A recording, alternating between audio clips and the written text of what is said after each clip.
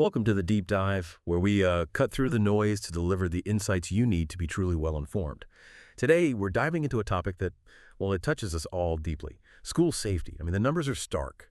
For 2 decades now, over 330,000 students in U.S. schools have been exposed to gun violence, hundreds of shootings each year. It's just this ongoing crisis, and it leaves us grappling with this one really urgent question. How do we make our schools safer? You've shared some powerful sources with us, articles, research reports, historical context, and our mission today is really to unpack one of the most, I'd say, intensely debated responses, arming school teachers and staff, and also looking at broader school security measures alongside that. Our goal is to sift through the data, explore the practical realities, and really equip you with a clearer picture of what the evidence actually tells us. Get ready for some surprising findings, maybe some nuanced insights, because this is definitely not a simple conversation. Let's dig in. Yeah, it's a discussion that's often dominated by, strong emotions, deeply held beliefs, which is precisely why grounding ourselves in the empirical research, the data, is just so critical. And what becomes really clear as we explore your sources is how much the perceptions of safety can sometimes, diverge pretty significantly from the data. It challenges a lot of common assumptions. That's a crucial point, and it sets the stage perfectly for our first area, the idea of arming teachers. It's a proposal that seems to resurface frequently, especially after these heartbreaking events. We know that I think as of 2021, 28 states permit schools to arm certain staff members beyond, traditional security personnel. Yeah. But what do the teachers themselves think? The people on the front lines every single day. That's where it gets really interesting. 2022 RAND Corporation's survey of K-12 teachers nationwide provides some fascinating insight. The results are quite striking, actually. A solid 54% of teachers believe that arming their colleagues makes schools less safe. Less safe. Yeah. Only 20% think it makes them safer. And then about 26% feel it wouldn't really have an effect either way. So this isn't just a slight leaning, it's a significant majority expressing some serious reservations. 54% believe it makes schools less safe. Yeah. That's a powerful statement coming from the very people who would be most directly affected. Were there any particular groups of teachers who felt differently? Did the survey show any nuances there? It did, yeah. When you sort of break down the demographics, you see some differences. For instance, male teachers showed more interest in personally carrying a firearm than female teachers. Okay. It was about 27% compared to 17%. Okay. And teachers in rural areas also showed a higher preference to carry, around 30%. There's also a difference based on student demographics. 24% of teachers in schools with mostly white students were more likely to think arming teachers make schools safer. Compare that to only 16% in schools with mostly students of color. So clear differences in perceived safety impact. But here's where one of your sources brought up something I found really interesting, kind of a twist. Despite those varying beliefs about overall safety, the actual personal interest in carrying a firearm among white, black, and Hispanic teachers was, surprisingly similar. It was hovering around 19% to 20% across all those groups. What does that suggest, that disconnect? It really suggests the issue is just far more complex than a simple for or against stance, doesn't it? Maybe some teachers are personally willing, hypothetically, but they remain skeptical about the overall impact or maybe just the practicalities involved. Right. And from an expert perspective, looking at research from folks like Rajan and Branas, those practicalities raise huge concerns. They point out there are basically no evidence-based guidelines for training teachers to use firearms effectively in a crisis situation. Yeah. This isn't just about handing someone a gun. It's like creating a whole new, highly specialized role that tries to blend law enforcement with education, but without any real blueprint for how to do it safely or effectively. And what an immense burden that would place on them. I mean, teachers already juggle so many responsibilities. Educating, nurturing student well-being, handling emergencies like natural disasters, dealing with bullying, managing medical protocols, adding a firearm response role on top of all that. It just seems like it could absolutely exacerbate stress and burnout in what's already a really demanding profession. Absolutely. And it also leads straight into concerns about the school climate itself. Research in the American Journal of Public Health points out that introducing firearms could actually heighten anxiety, fear, maybe even depression among students and staff. It could negatively affect the whole learning environment. And it's not just researchers saying this. Over half of parents actually oppose school personnel carrying firearms. That aligns with concerns voiced by organizations like the ACLU, too. And then there's the tactical side. It sounds like even law enforcement has serious reservations. You mentioned many agencies oppose arming teachers. Why is that? Well, a big part of it is the chaos of an active shooter situation. First responders arriving on scene could struggle, potentially tragically, to distinguish between an attacker and armed school staff who are trying to help. Right, that makes sense. In that high-stress moment. Exactly. And get this, even school resource officers, SROs, the sworn law enforcement officers who are specifically assigned to schools, Yeah. even they generally don't favor teacher carry policies. The National Association of School Resource Officers, NASRO, they officially came out against it back in 2018. Okay, so the professionals working in schools, even the armed ones, aren't keen on adding more armed personnel who aren't primarily law enforcement. That seems to be the consensus, yes. Which brings us nicely to the SROs themselves. They're already a common fixture in many school systems, so they offer a kind of real-world case study for looking at armed security in schools. That's right. This isn't just theoretical. A lot of schools already have armed guards. I think the stat was, as of November 2022, 52% of principals reported a sworn law enforcement officer present at least once a week. So what's the verdict? What does the data tell us about how effective they are? Well, the research paints a pretty nuanced picture. SROs can be valuable, for community building, handling minor incidents, things like that. But their effectiveness specifically as a deterrent to active shooters, that appears limited. The Trace, for instance, they looked into this and found very few documented cases where an armed guard actually stopped a shooting in progress. Really? Few cases. Yeah, it often highlights just the immense challenge of being in exactly the right place at exactly the right time during events that unfold incredibly rapidly. And here's where it gets really counterintuitive. This is the part that really challenged my own assumptions, I have to say. A study that examined 133 school shootings found no significant reduction in injuries when armed guards were present. Okay. But then it found that shootings at schools with armed guards actually resulted in 3 times as many people killed, on average. It's a shocking statistic. It really is. I mean, that's not just surprising. It forces us to question the whole premise that just having a visible armed presence automatically means greater safety. Are we, focusing our efforts on solutions that might, in some cases, inadvertently escalate the risk instead of mitigating it? It's a critical question to ask. An FBI study back in 2013 pointed out that most of these active shooter incidents are over in just a matter of minutes. Right. Very fast. That speed makes it incredibly difficult, even for trained, armed guards to intervene effectively before significant harm occurs. And, for shooters who might be suicidal, some speculate the presence of an armed officer could even be seen as an incentive, not a deterrent, someone to engage with. That extreme speed and unpredictability, it actually shines a light on an even more unexpected finding from the research.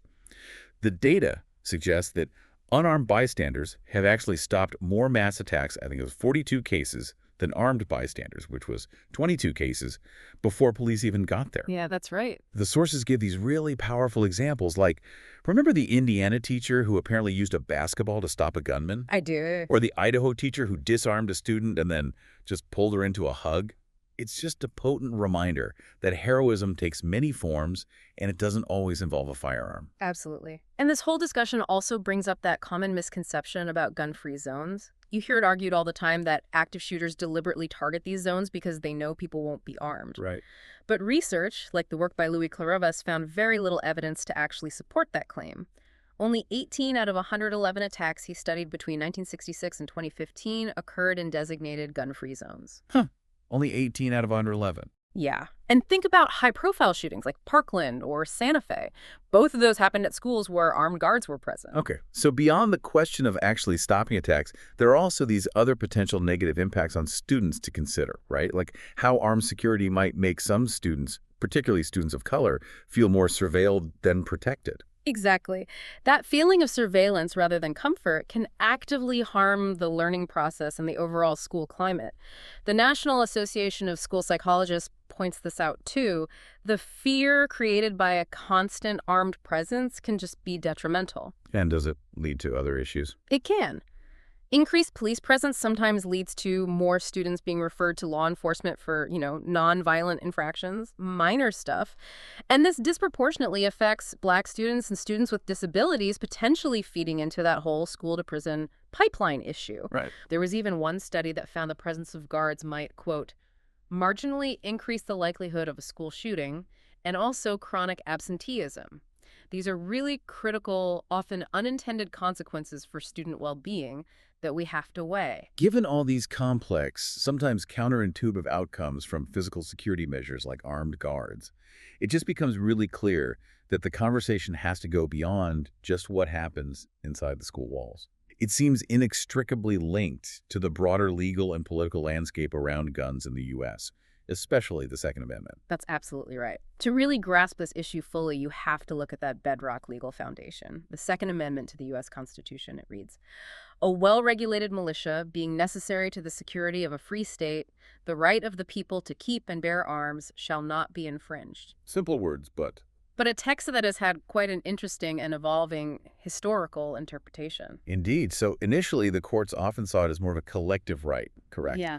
Tied mainly to those state militias. That was the prevailing view for a long time. But then we had that landmark shift with the District of Columbia v. Heller's Supreme Court case in 2008. What was the core change there? Eller was absolutely pivotal. The court recognized for the first time, really, at that level, an individual right to possess a firearm. Crucially, unconnected with militia service, and primarily for the purpose of self-defense within the home. That was a profound shift in the legal landscape. Okay, so an individual right, self-defense in the home. But, as your sources highlighted, that right wasn't interpreted as being absolute, was it? Exactly. That's a key point. The Heller decision itself made clear this right is not unlimited. It explicitly stated that it doesn't protect the ability to carry just any weapon or in any manner or for any purpose. And importantly for our discussion, it specifically allowed for prohibitions on firearms in sensitive places such as schools and government buildings. That nuance is often lost, isn't it? But it's vital context. It really is. Then, fast forward a couple of years to 2010, McDonald v. City of Chicago basically applied the Second Amendment protections down to state and local governments too. Got it. And then even more recently, the Bruin case in 2022, New York State Rifle and Pistol Association v. Bruin, that further shaped the discussion, particularly around carrying guns in public. Correct. Bruin affirmed a right to carry firearms in public for self-defense. It invalidated what are called may-issue permit laws. Those are the ones where local authorities had a lot of discretion to deny permits, even if you met basic criteria. Okay. But it upheld shall-issue regulations, which generally require authorities to grant permits as long as applicants meet objective requirements, like passing a background check. This distinction is really key to understanding why public carry laws vary so much across different states. So what this whole historical journey through legal interpretation means for you, trying to make sense of the headlines today, is that the fundamental arguments in the gun control debate are built on ground that has shifted and continues to shift. It makes finding common ground incredibly difficult. And this legal evolution directly fuels that sharp political polarization we see. Many gun owners, particularly Republicans according to the sources, view the Second Amendment as, well, sacrosanct. They often associate gun ownership directly with a fundamental sense of personal freedom and the ability to protect oneself.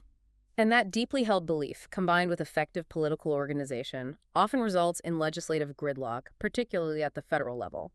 Despite frequent mass shootings, despite polls often showing broad public support for certain restrictions like expanded background checks or bans on certain types of firearms, Congress has repeatedly failed to pass significant gun legislation.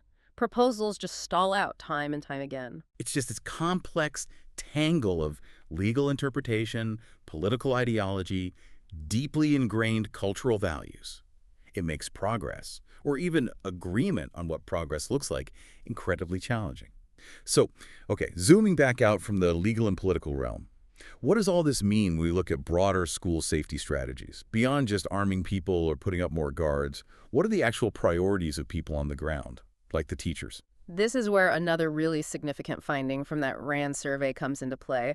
While yes, active shooter incidents understandably dominate the headlines and our fears, teachers actually identified bullying and cyberbullying as their largest safety concern. 49% said that. Wow, nearly half. Yeah, that far surpasses their expressed concern about active shooters in the same survey. It really speaks to a potential disconnect between the public focus and the daily realities teachers are navigating. That's a huge insight. Bullying and cyberbullying as the top concern, not active shooters. That really reframes things. Okay, so if students need to report threats, which everyone agrees is a key part of prevention, are teachers confident that students will actually report them? Well, yes and no. Teachers actually expressed pretty high confidence that students would report threats. About 76.8% said they were very confident or confident. Okay, that's good. But 84% of those same teachers also identified significant barriers that stop students from reporting. And the most common barrier, cited by 52% of teachers, was simply students' fear of negative consequences. Fear of being labeled a snitch or getting a friend in trouble. Ah, the social dynamics. Exactly. So the potential willingness to report might be there, but a culture of fear or peer pressure often prevents it from actually happening. That's a crucial point for prevention efforts. Okay, switching gears slightly, what about the physical security measures already in place? Things like locked doors, cameras. What do teachers think about those? Teachers generally report that those kinds of measures are widespread, very common. Like 95.5% report visitor sign-in procedures. Over 90% have locked exterior doors. About 77% use CCTV cameras. So they're pretty standard. Very standard. And importantly, teachers tend to perceive these measures quite positively. About 54% said they have a positive effect on the school climate, and another 41.5% said they have no real effect. Very few saw them as having a negative impact. Okay. So that suggests a broad acceptance and generally positive view of those foundational security layers. They're seen as normal, maybe even comforting. All right, so if arming teachers seems problematic to teachers themselves, and armed guards show limitations and even some negative impacts, and if teachers are actually prioritizing issues like bullying and the reporting climate, what alternative recommendations do the experts put forward? What does a path toward genuinely safer schools look like, according to them? Well, experts really advocate for a more multifaceted, holistic approach. Yes, this includes things like school hardening, physical updates to make buildings harder to enter without authorization, combined with regular drills and training so people know what to do. That's part of it. Okay. But crucially, beyond just the physical measures, there's a very strong call for investing in preventative strategies. Holistic ones. Like what specifically? Like significantly boosting mental health resources in schools, counselors, psychologists, social workers, implementing really robust anti-bullying and social inclusion campaigns to improve the school climate, and improving threat assessment systems, ways to identify warning signs and intervene before things escalate to violence. So getting ahead of the problem, addressing root causes and those daily concerns that teachers themselves are highlighting? Exactly. And when we look at all these different potential approaches, arming staff, SROs, hardening, prevention, it really forces us to think about the ethical lenses we're using. Are we prioritizing, say, a utilitarian view, the greatest good for the greatest number, maximizing overall safety, even if it restricts some individual rights? Or are we prioritizing a deontological view, upholding certain rights, like the right to bear arms, as fundamental, even if brings potential risks into certain environments like schools?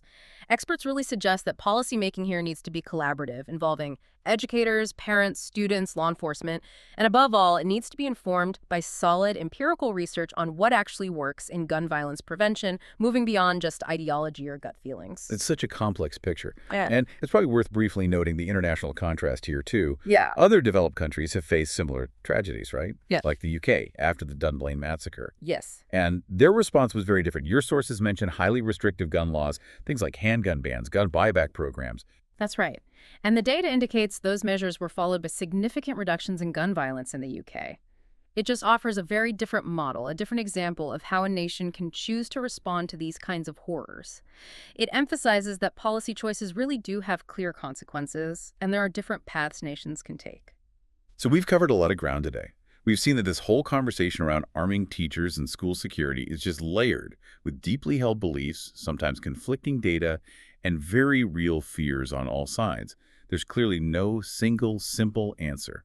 And even those closest to the issue, the teachers themselves, are starkly divided on whether more guns in schools would actually make anyone safer. Yeah, absolutely. And for you, listening and trying to make sense of all this information overload, maybe what stands out is that surprising consensus we saw among teachers on certain issues, like bullying being their top daily safety concern, far above active shooters, and their general acceptance and positive view of existing physical security measures like locked doors and cameras. It perhaps suggests a different area where focus and resources could make a big difference in day-to-day safety and well-being. Right. So what does this all mean for you? Here's something to think about. If teachers overwhelmingly identify things like bullying and the fear students have about reporting threats as their biggest, most frequent concerns, and if the data on armed guards is, frankly, ambiguous at best, with some studies even showing a correlation with increased fatalities, Does our current policy debate maybe risk focusing too much energy and resources on reactive, armed responses to rare, although horrific, extreme events? And in doing so, are we potentially overlooking the more systemic, proactive investments that could address the more prevalent daily threats to student well-being and foster a genuinely positive school climate? What if the real keys to safety lie less in weaponry and more in building trust, investing in mental health support, and developing comprehensive evidence-based prevention strategies? We'll leave you with that thought to consider.